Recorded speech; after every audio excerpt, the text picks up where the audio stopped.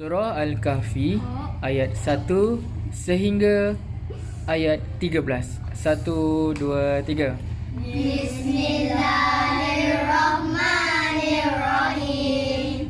Alhamdulillahilladzi anzala ala abdihil kitaba wa lam yaj'al lahu iwaja qayyiman liyunzira ba'san shadidan min ladunhu wa yubashshiral mu'minin alladzina ya'maluna as-solihati anna lahum ajran hasana makisina fihi abada wa yunzira alladzina qalu ittakhadallahu walada ma lahum bihi min ilmin wala li'abaihim kaburat kalimatan tahruju min afwahihim iyaquluna illa kadhiba fala'allaka bari'un nafsaka ala asarihim illam yu'minu bihadzal hadisi asafa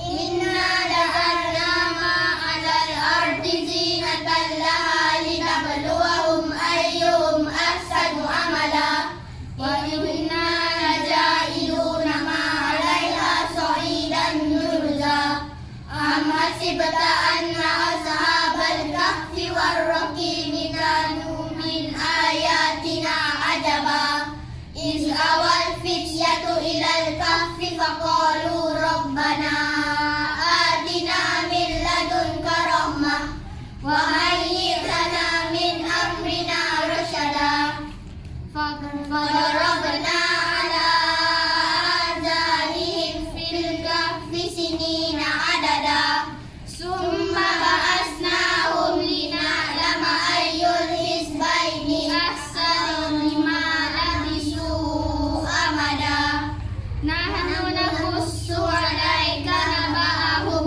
bil haqq innahum fityatun amanu bi rabbihim wa zidnahum huda sadaqallahul azim.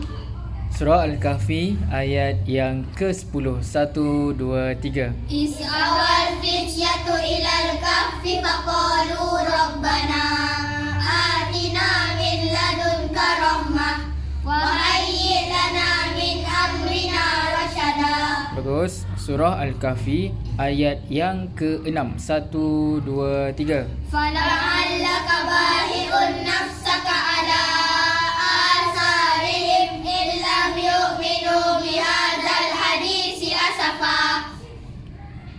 Ayat arahan yang terakhir Surah Al-Kahfi ayat yang ke-12. 1, 2, 3. Summa ba'asnahum lina'lama ayyul hizbaini ahsanu ma labisu amada. Sadaqallahul azim. Sadaqallahul azim.